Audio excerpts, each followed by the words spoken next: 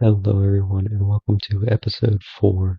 We have made it to the first official offseason in team history after our first season as a team, and I think that's all you need to know. So, without further ado, let's get into the offseason. As you can see, last year we went 20 and 62 and were the worst team in the East.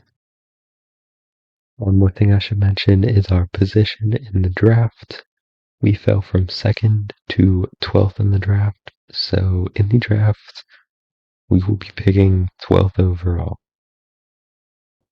I was really hoping we'd get kind of lucky. Maybe Dylan Mingo would fall from the top 5 to us. Like we could get a good guard like Mingo or somebody like Jordan Smith would fall to us. Some young like guard type fall all the way to 12. As you can see, that did not happen. They were both off the board at 4 and 6. I was still hoping we can get a young guy, and they all went, literally all of them, Dash Daniels, Caleb Holt, all the guys I wanted off the board. So that left me to go to the drawing board. These are the 4 guys that I zeroed in on: Anthony Thompson, Alex Constanza, Elijah Arenas, and Braylon Mullins. I gave them all a close look, but eventually I kind of settled down to looking at specifically 2 of them in Arenas and Alex Constanza, and I was hoping that one of them would stand out. And after narrowing the search feature down to the final 2, I saw Arenas had some better athletic stats and was already slightly better developed overall. And he was a guy who I thought the team should end up going with. So with the first pick in team history, at number 12, we had drafted Elijah Arenas. With the second round pick I had, I didn't give it as much thought as the first round pick. I looked around and I saw Jan Veed would be the best player that I could take. I just went with him. So for our first 2 players in team history, we had drafted Elijah Arenas and Jan Veed. Next up, we have to re-sign 3 players, and one of them refuses to resign. Naquan Tomlin does not want to join back with the team, which is very unfortunate as he was solid last year and put up pretty good numbers for us. But the first name of the person who does want to return is Isaac Okoro, and I think we'll keep Okoro around mostly because we have a shit ton of cap space, so it is not that big of a deal.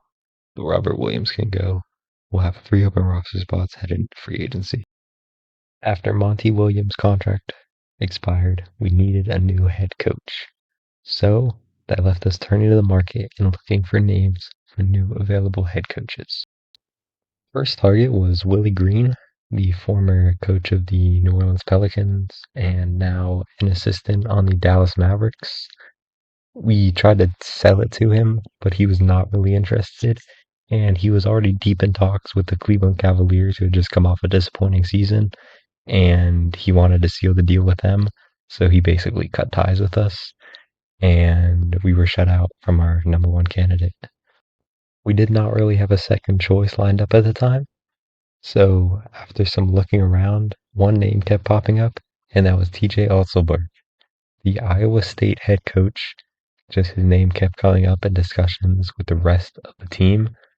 And we talked some with his former player, Tamim Lipsey, who strongly recommended we sit down for an interview. After sitting down with an interview with TJ, we really liked him, thought there was a lot of upside to him, even though it could have been a risky hire, jumping from college to the pros. But I think it's a good deal for the team, so we inked a 3-year deal with TJ Otzelberg to be the future coach of the Baltimore Crabs. Now, stepping back over into free agency, there are a few players who I wanted. I looked at Kuminga and Hero, but I didn't think I was going to get any of them. Neither of them were interested in coming to the team. They would have been major overpays to try to chase them.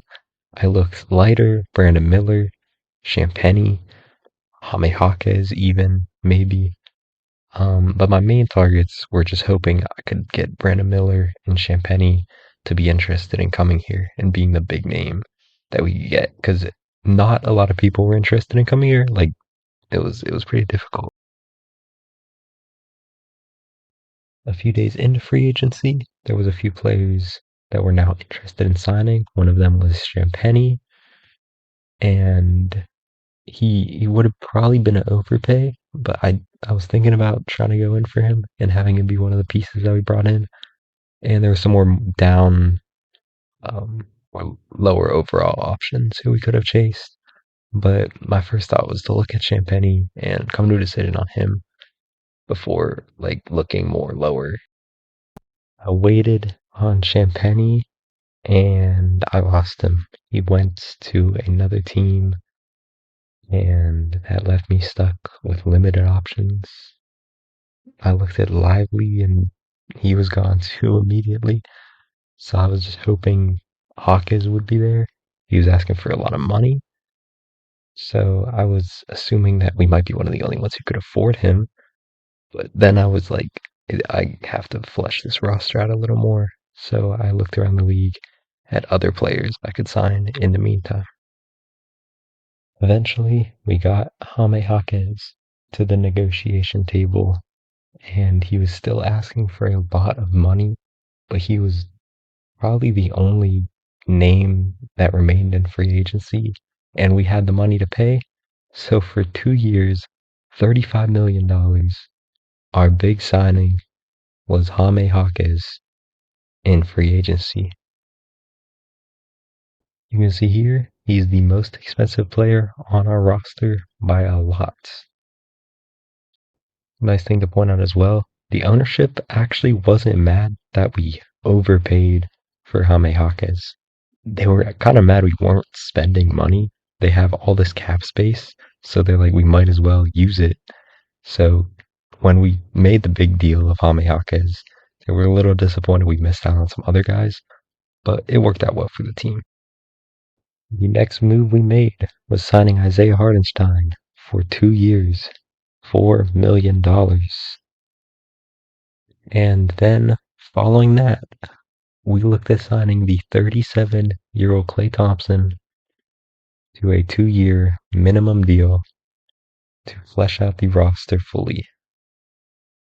With no more moves to be made in free agency, we went straight to the preseason and the preseason training results, which were a little underwhelming for some of our veterans. Namely Landry Shamet went down a bit, and Keanu Ellis went down, Isaac Okoro. But our young guys, who Bub Carrington, Otega Owe, Ryan Cockburner, all had really good progression. So clearly all those picks are working out pretty well in the expansion draft. And some guys aren't working out as well. Julian Reese, Jan Veed, Gary Payton, Klay Thompson, the older guys.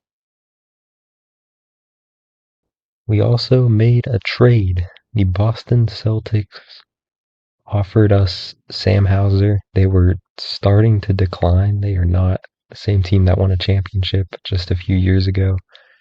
And they were willing to move on from Sam Hauser, mostly just because the second apron was going to kill them. If they held on to him, they had, I think it was either the second or third highest salary in the league, and they were nowhere near the quality of teams that they were spending with. So they had to move on from Sam Hauser, and in return, we sent back Gary Payton. One thing that caught my eye was the preseason progression of Taylor Hendricks. He went up 13 overall. He was asking for about $10 million a year for 2 years, and that was enough for me to make the call. I thought it was okay to sign him. I kept looking. I looked towards younger players who might have went undrafted in recent drafts and stumbled on Jakob Nekic, who also shot up a lot of overall points in the preseason training. So I went and I signed him up too. So I added both Taylor Hendricks and Jakob Nukas to the team. That meant I had to make 2 cuts. One of them was kind of easy. Jan Veed did not progress at all. He got worse in the preseason progression. And the other one I made was Daniel Gafford, the center that we traded for last year. Had to cut him too, which left our transactions looking like this. Our offseason transactions. We brought in to the team Jaime Jaquez, Sam Hauser, Isaiah Hardenstein, Klay Thompson, Elijah Harinas, Taylor Hendricks, and Jakob Nukas. Out of the team, Buddy Hield retired. Robert Williams did not resign. We did not want to resign him. We cut Daniel Gafford, traded Gary Payton. Naquan Tomlin left. He went to the Hornets. And we also cut Jan Veed, who we drafted. So that's going to segue me into our goals for Season 2. Our goals for Season 2 are pretty simple. I want to try to win 30 games, be decent at basketball, play some entertaining basketball, get some fans in the stands, start building the culture in Baltimore, and maybe send someone to the All-Star game. That's a big maybe. It would be really awesome if we could do that, but I don't think it's very likely. But those are the goals I have set for Season 2. And that will be all for the episode. I will see you all in the next one. I hope you have an amazing day. Thank you so much for watching.